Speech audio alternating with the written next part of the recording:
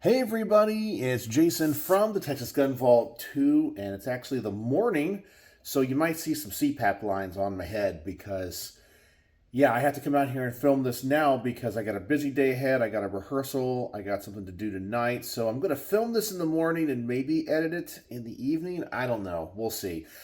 It's going to be a pretty quick video, even though I have a lot to talk about and a lot to share with you guys because I have some first impressions on two guns that I took to the range yesterday, and I got some mean comments of the week, and I wanted to share those with you because I know you guys do like that segment, and I got some doozies this week, so I'm pulling all those mean comments up, and while those are coming up here on my computer, let's go over the first impressions.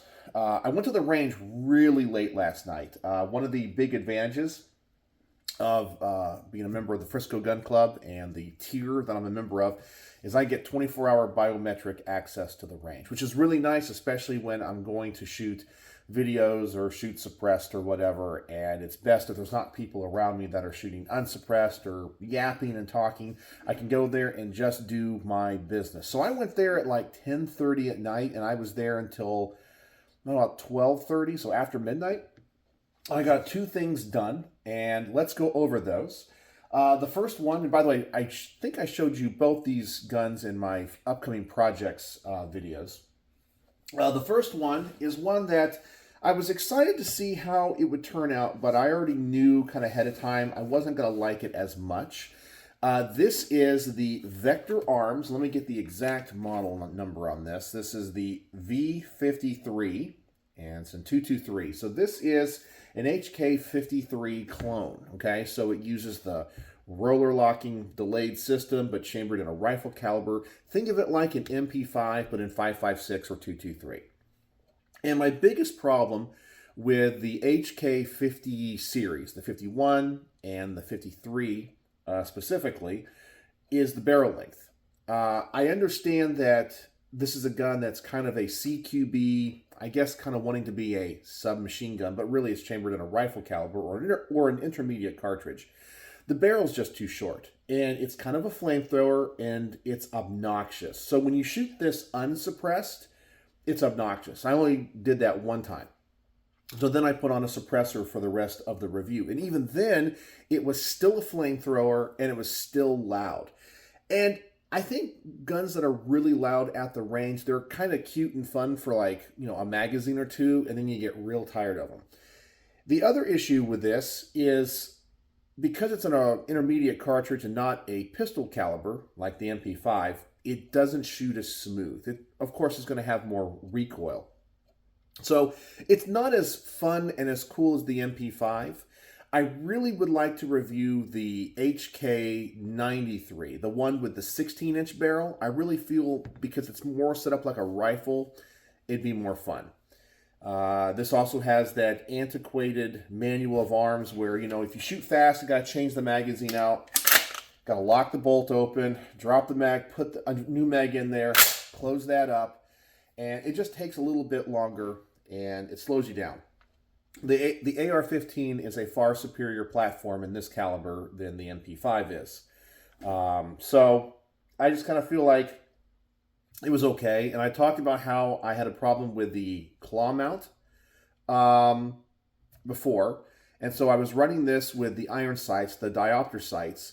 And when I have the notch in the back, which essentially is for like 100 yards and less, I really feel like I have to get my head way down on this stock. And I'm even bringing the stock way up on my shoulder so I can get down far enough. And it's still shooting quite low. I'm sorry, not quite low, quite high. So I have to bring it down low. But of course I was shooting at like 25 yards and things. But I was reviewing it as a CQB style weapon. So overall, it was a fine experience. It wasn't bad. I had no issues with it. It's just not an MP5. It's just not an MP5. And I really feel like this system works well with 9mm. It's why I don't know, it's just better. In a rifle caliber, it's just not as fun, and it's not as nice. It's still a cool gun, though. I still would like to review the full-length 93 not the 53, the shorty. But it was fine. It was good. Flamethrower, loud, obnoxious, and when you shoot it fast, it's not as controllable, obviously. But everything else pretty much was like the MP5 and like an HK Legacy gun. I think the thing about many of these guns, especially the ones in 308 and 556, is the nostalgia. It's all it is to people. But as I said, it wasn't bad. It just wasn't the most amazing experience of my life like MP5 typically is. All right, so the other gun I took to the range, I actually made a video with yesterday.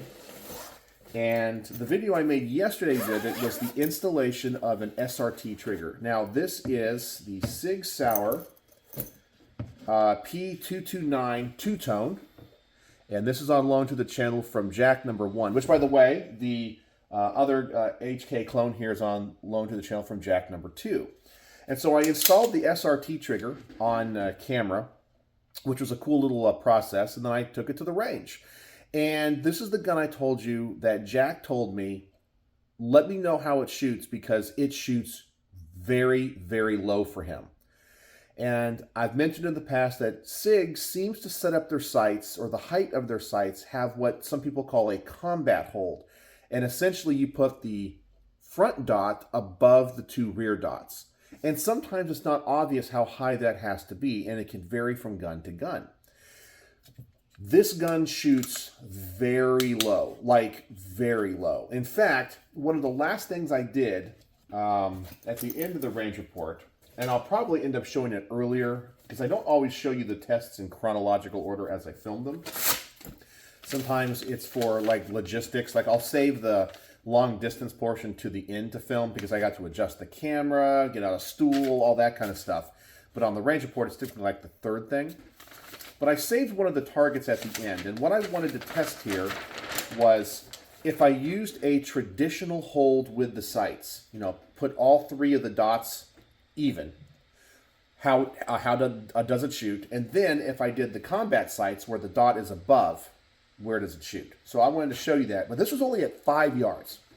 So this is very, very, very close.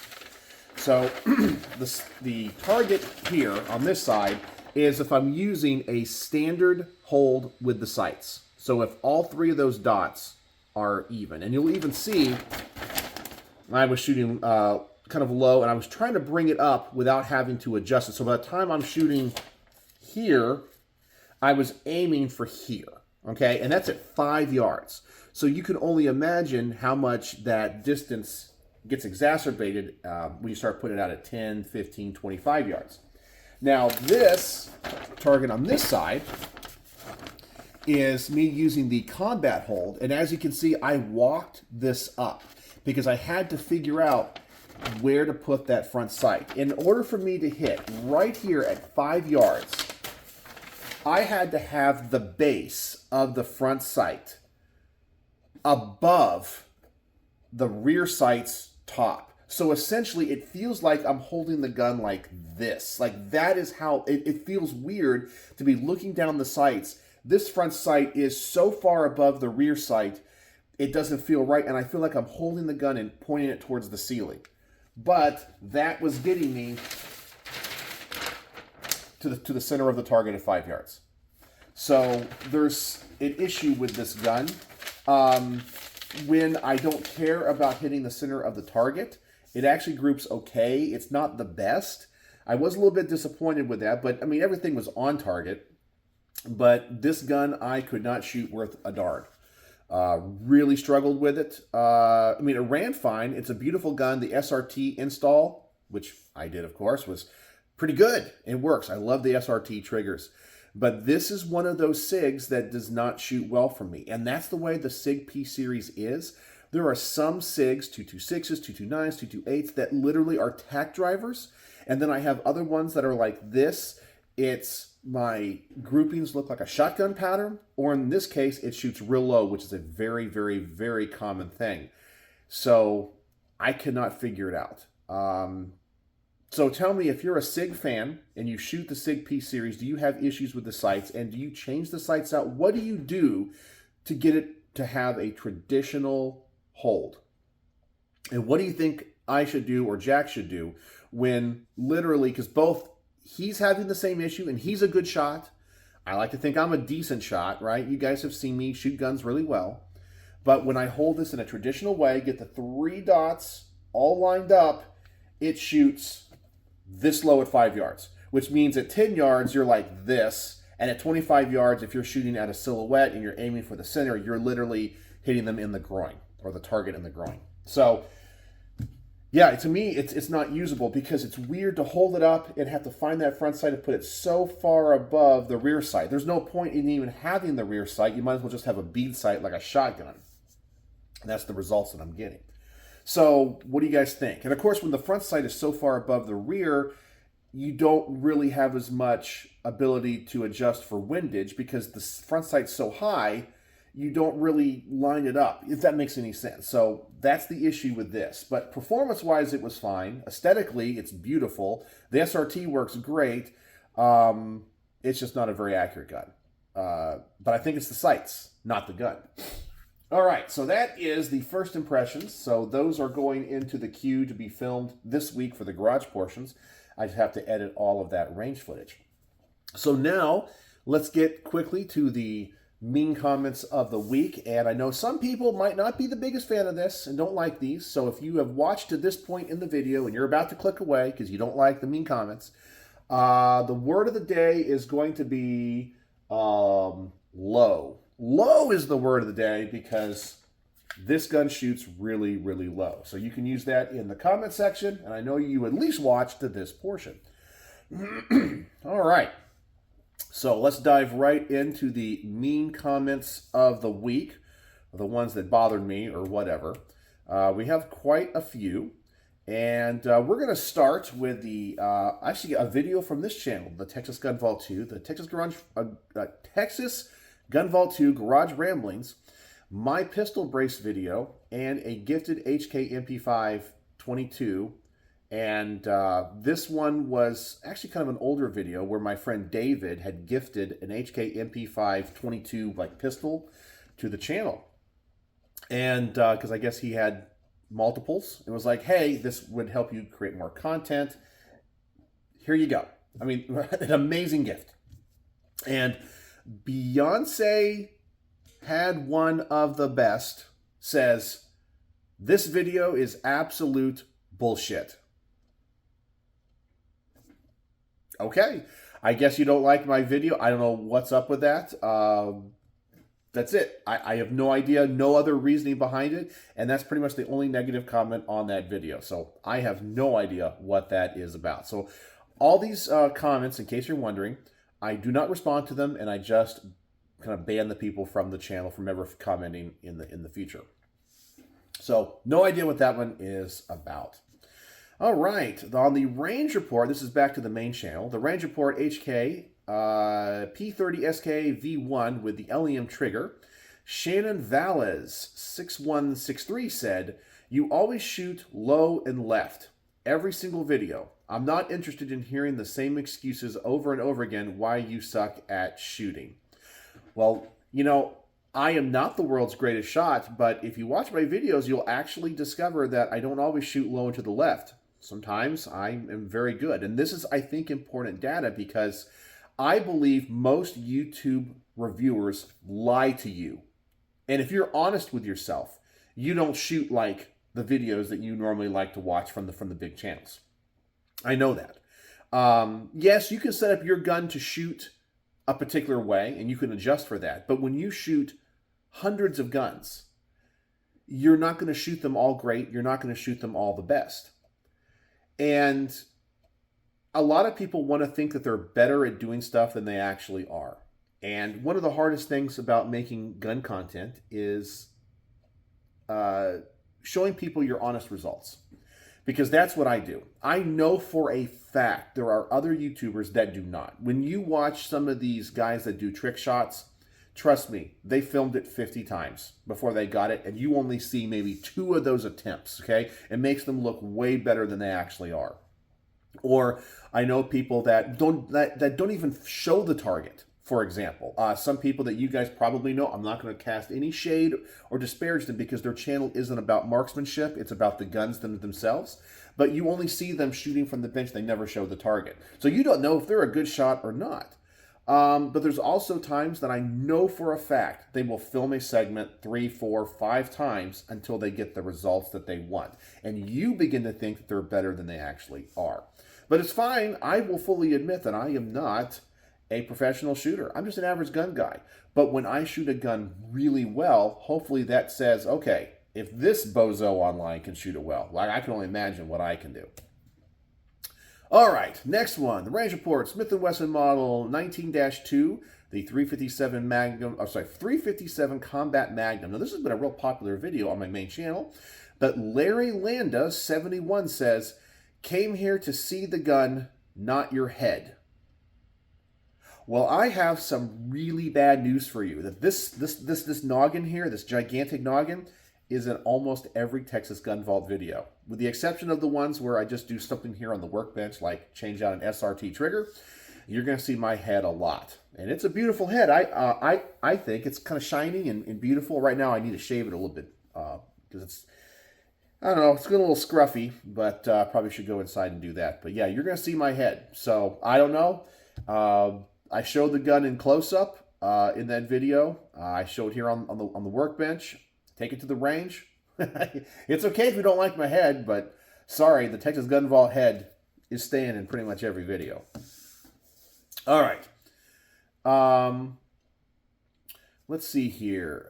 On the Texas Gun Vault 2, First Impressions, Upcoming Projects, Dumb Comments, Part 15.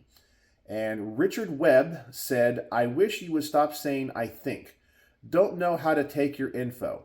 Do you look at your videos before posting? What kind of review do I get with I think? Had to stop watching. Sorry.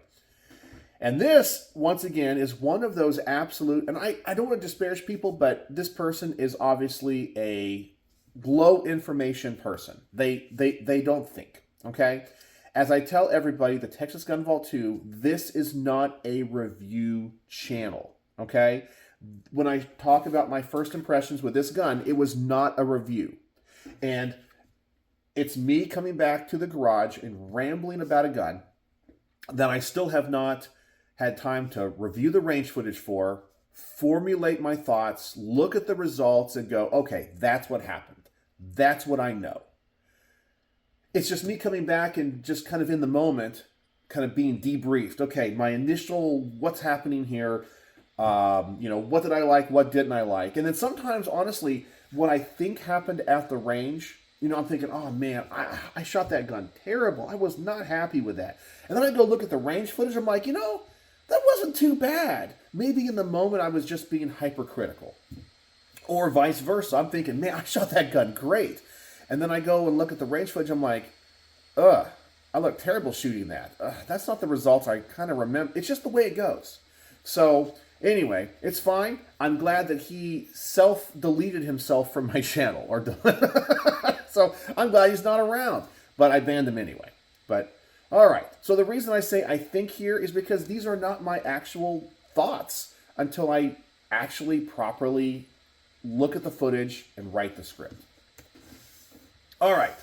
On the range report of the AMT Arcadia Machine and Tool Automag 3 pistol and 30 carbine, which, by the way, I cannot wait for you guys to see my review of the Automag 4 and the Automag 5, because this video got a lot of views. Phil Brown, 6787 says, you didn't thank the subscribers. But am I supposed to? I mean, I can, but I thank the people that, lend guns to the channel, provide the channel with ammunition, and then provide the channel with financial support through Patreon. I think that's kind of my priority. I don't have to thank. I mean, I'm glad you're here, but if that's the real thing you're mad about, like you're personally hurt that in that video I didn't thank the subscribers, man, you got some issues. You have some confidence issues. All right, on my range report, 6-hour P226 Mark 25, the Navy SEALs pistol. P Marine 81 says, please stop taking up half the video of bullshit about promoting your channel and others. Well, This is the one that I hate to say ticks me off the most, but I get a lot of these.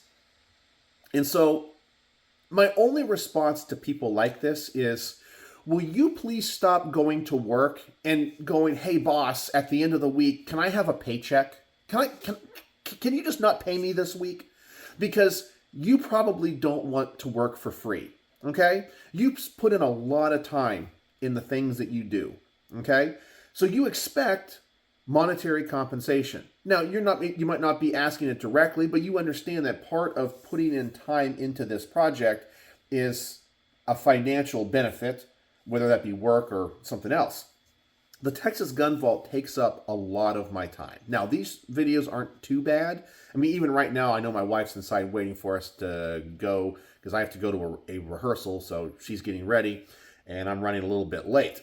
But when it comes to any video you see on the Texas Gun Vault, that was 5 to 6 hours of work. Okay? So let me ask, do you want to go to work 5 or 6 hours and not get paid? Now, I'm not saying I do it for money because the Texas Gun Vault makes me lose money. I lose money on the Texas Gun Vault, but I do it because I love it. But also, I have to promote the channel for the channel to grow so I can produce better content. I can not lose as much money so the project can continue going in perpetuity.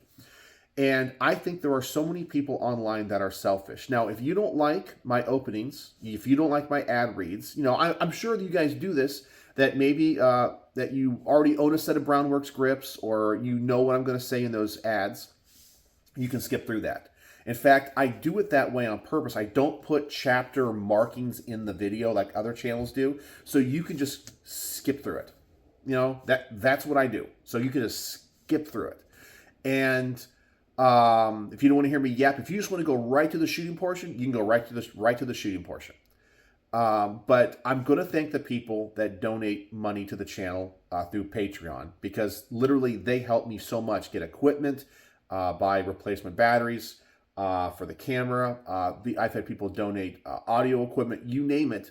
I couldn't do this without them and their generosity. So I'm always going to thank them. Always. What about the people that lend guns to the channel?